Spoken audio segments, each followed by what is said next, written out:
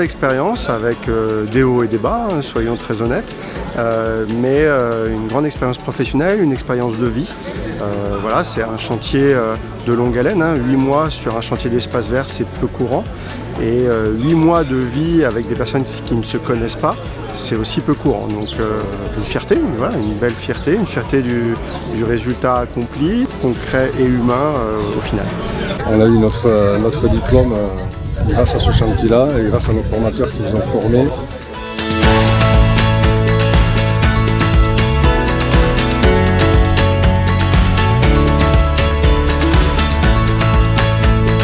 Je pense que ça a amené beaucoup de choses. Déjà ce matin, avant l'inauguration, il y avait 9 gamins en train de jouer là. Hein. Alors ça criaillait un petit peu, c'était magnifique quoi. Ça met bien en valeur le quartier.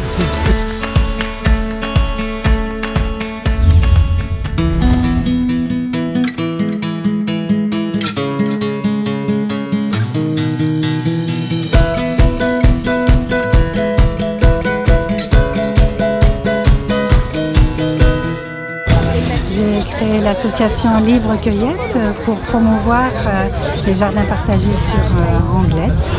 Alors ce jardin partagé est à l'initiative du service jeunesse de la mairie d'Anglette et de l'Office 64. Nous faisons en sorte que les gens apprennent à créer ce jardin, à le cultiver, à se l'approprier pour qu'ensuite nous n'ayons plus besoin d'intervenir.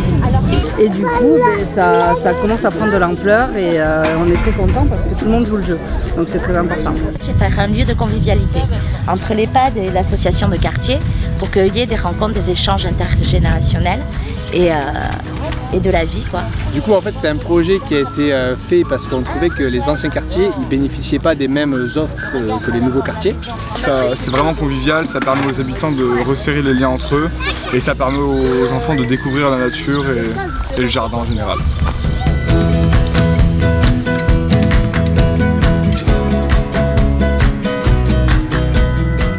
Moi, je suis à l'EHPAD et je suis ravie de faire une promenade tous les jours à ce petit jardin. C'est vraiment une réussite. Ça me fait passer un bon moment devant le petit jardin. Les légumes sont très très très bons, vraiment le goût, le vrai goût du bio.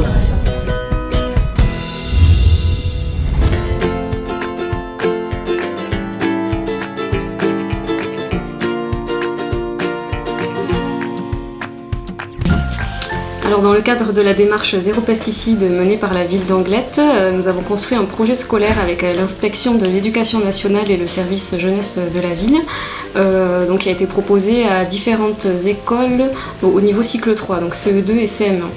Le but du jeu, c'était de créer un massif fleuri. Donc ça fait appel à des notions de développement durable, vu qu'on a abordé la loi Labbé qui encadre en fait la démarche zéro pesticide au niveau national. Également la créativité des élèves, découverte de la vie professionnelle aussi, parce que le projet s'est fait en différentes étapes. La première étape, ça a été que je me suis rendue dans les écoles pour pouvoir leur présenter la démarche et qu'on puisse vraiment aborder toutes les démarches de développement durable. Ensuite, ils ont travaillé avec leurs instituteurs pour revoir un peu les bases de biologie, donc connaître les besoins des plantes et vraiment connaître voilà, ce dont elles ont besoin pour pouvoir le développer au niveau du terrain, ensuite au niveau des deux massifs à créer. Et ensuite ils ont voilà, découvert le métier de jardinier en allant visiter les serres municipales et ils ont pu voir aussi les moyens que déploie la ville d'Anglette pour pouvoir passer au zéro pesticide.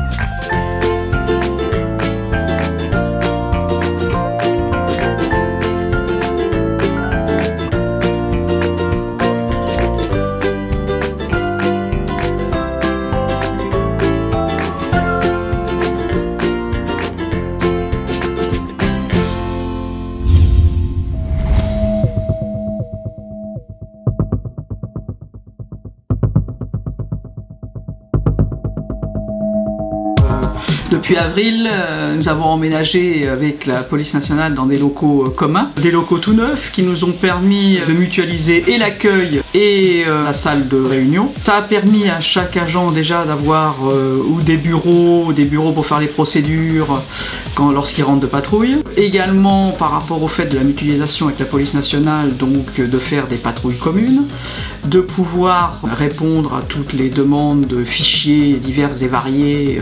La police municipale, c'est tout d'abord effectivement une police de proximité, donc proche des gens. On répond à toutes leurs sollicitations. Il y a environ 1000 appels téléphoniques au poste et au moins 600 personnes qui poussent le poste de police. Donc on répond à toutes leurs doléances, qu'elles soient aussi bien différents voisinages, que ce soit des nuisances sonores, des nuisances des deux roues, problèmes des chiens dangereux, des chiens non tenus en laisse.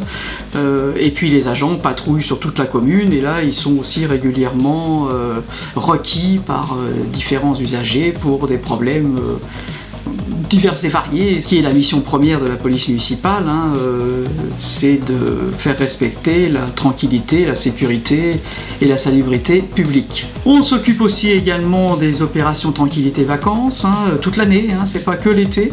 Donc les Anglois viennent nous voir, remplissent une feuille et tout, et nous on passe tous les jours devant leur bâtiment, on fait le tour du bâtiment quand c'est possible, et on les alerte si jamais on constate quelque chose d'anormal. Alors la police municipale, c'est 15 agents.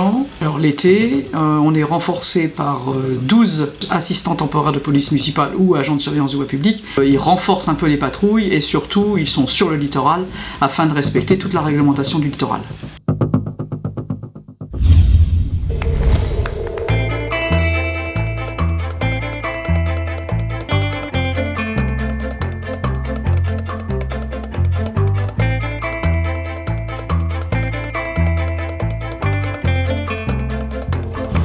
La direction enfance-jeunesse a donc déménagé et installé ses bureaux en octobre 2019 dans le domaine de Baroja. Et aujourd'hui, plusieurs services sont proposés. Les usagers peuvent inscrire leurs enfants au centre de loisirs, les amener pour les activités, bien entendu. Ils peuvent aussi faire toutes les démarches utiles à la scolarité de leurs enfants. Et nous avons aussi créé un guichet unique autour des services de la petite enfance. C'est un service novateur. Il consiste à un enregistrement des souhaits des familles à la recherche d'un mode de garde pour leurs tout-petits. Ces souhaits sont aussi bien orientés vers les crèches communales, les crèches associatives, les maisons d'assistantes maternelles, les micro-crèches ou encore les assistantes maternelles. Je suis maman d'un garçon de 4 ans qui est actuellement à l'école à Camiade et qui vient aussi au centre Baroja le mercredi et les vacances scolaires. Et là j'attends le deuxième pour début mai, donc j'ai commencé les préinscriptions pour les crèches pour septembre 2020. Je trouve que c'est pratique en fait de rassembler la préinscription pour toutes les crèches à un seul endroit. Ça facilite un peu au lieu d'aller dans toutes les crèches. On peut donc dire que l'ensemble de ces services font aujourd'hui de Baroja un lieu central de la politique éducative de la commune. Aujourd'hui, nous sommes 54 agents à y travailler toute l'année et cette équipe monte à 84 pendant l'été lorsque le centre de loisirs connaît son pic de fréquentation.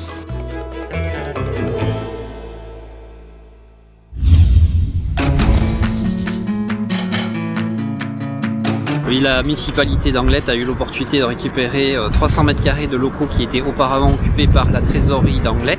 On a travaillé en concertation avec les élus, l'ergonome, le CHSCT et les collègues en consultation large sur un projet qui permet maintenant d'envisager un accueil du public pour leur démarche état civil, passeport, pièce d'identité, avec des locaux qui seront modernisés, notamment aussi des salles de PAX pour les cérémonies PAX qui seront dignes de ce nom. Et le projet a un peu évolué, permet maintenant de pouvoir créer un accueil qui pourra desservir à la fois et les services techniques et l'urbanisme et l'état civil et les affaires générales. Et c'est en fait des services les plus fréquentés de la collectivité. Ces locaux vont être adaptés donc à un accueil optimisé du public avec des modernisations des équipements, notamment des écrans numériques, un écran d'actualité de la collectivité qui sera disponible au niveau de l'accueil, qui est optimisé pour les usagers de la collectivité.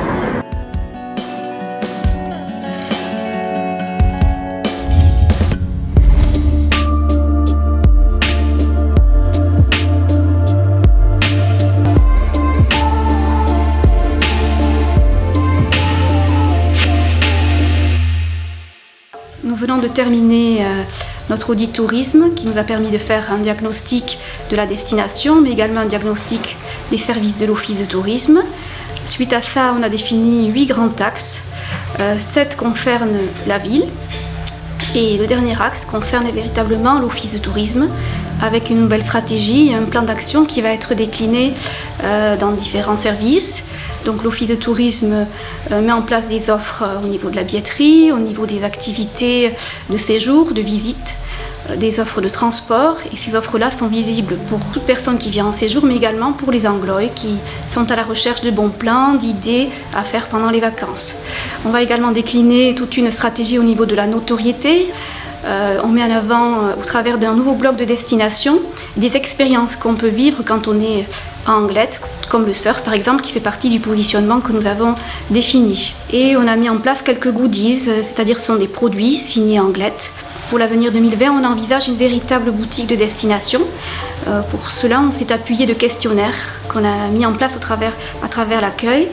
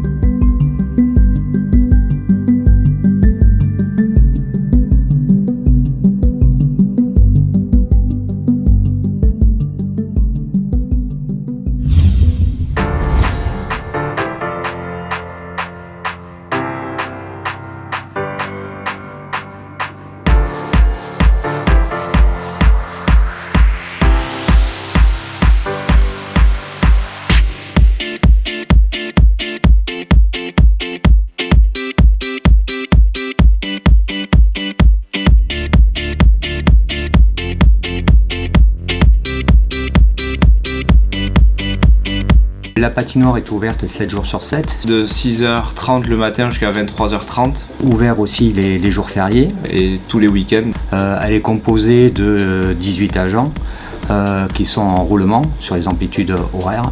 Alors le matin on retrouve de l'artistique. De 9h à midi on va retrouver des scolaires. Les professionnels qui s'entraînent entre midi et 2. On repart sur une période scolaire de 14h à 16h. Et le soir toutes les associations, donc il faut savoir qu'il y a 3 entités au sein de la patinoire. Il y a le Lormadi amateur, l'ASG, l'artistique et le club professionnel de hockey sur glace. La séance publique, il ne faut pas oublier, le mercredi après-midi, le vendredi soir, le samedi après-midi, le dimanche matin et le dimanche après-midi.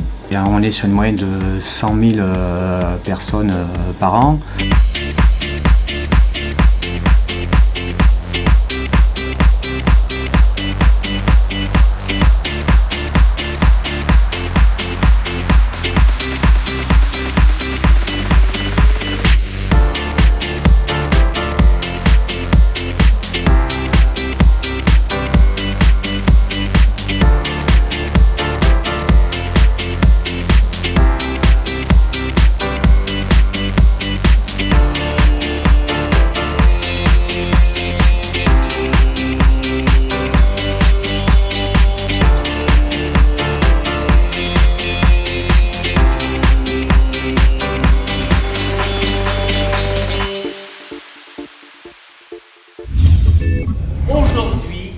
à Anglet pour les 30 ans de la médiathèque.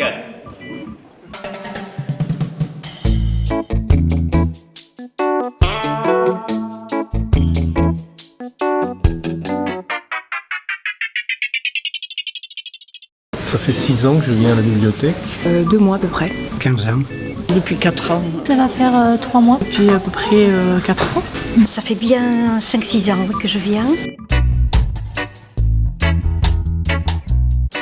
Elle a été inaugurée en février 1989. Elle fait suite à un grand désir de la municipalité d'alors d'avoir une bibliothèque et de créer un centre culturel sur cette place de Quintaú. À l'époque, il n'y a que des livres et des revues à la bibliothèque. En 2001, est reconstruite la galerie Pompidou et puis des espaces de bureaux et de halls d'accueil. Les collections s'accroissent avec le public et se mettent au goût du jour, on va dire. Se crée l'espace multimédia, l'avènement d'Internet, du numérique, l'espace musique et cinéma également. Et nous tournons avec en moyenne 12 à 15 000 entrées par mois, énormément de public de tous les âges et qu'elle est surtout entièrement gratuite. Il y a toujours eu cette volonté depuis les 30 années qu'elle fonctionne, qu'il y ait cet accès libre, gratuit et ouvert à tous, pour mettre la culture au service de tous. 20 € le livre, ça fait un petit budget. Du coup, j'ai décidé d'essayer la bibliothèque d'Anglet. Je trouve qu'elle est agréable, voilà. J'aime bien les livres sur les potagers parce que j'aime potager à la maison. L'espace pour les enfants est chouette. Il y a beaucoup de choix, on peut prendre jusqu'à 15 articles. Tout le personnel qui est ici, ils sont disponibles, souriants. J'ai trouvé ce que je cherchais et surtout ce que je ne cherchais pas dans cette bibliothèque. Voilà, j'aime bien, j'aime beaucoup venir passer un moment.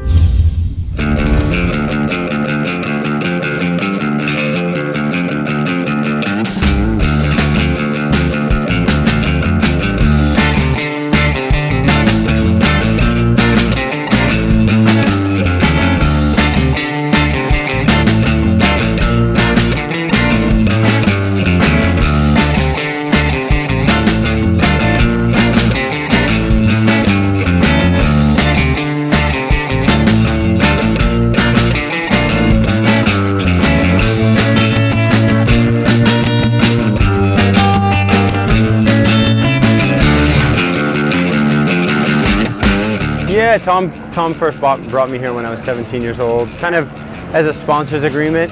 You know, we became friends, really good friends after that trip, and I've been that way ever since. I started to surf Anglet then and have come back here every year since. I mean, I have a lot more memories at that end of the beach at Cavalier, but I also surfed here at Chambre de Mort a lot.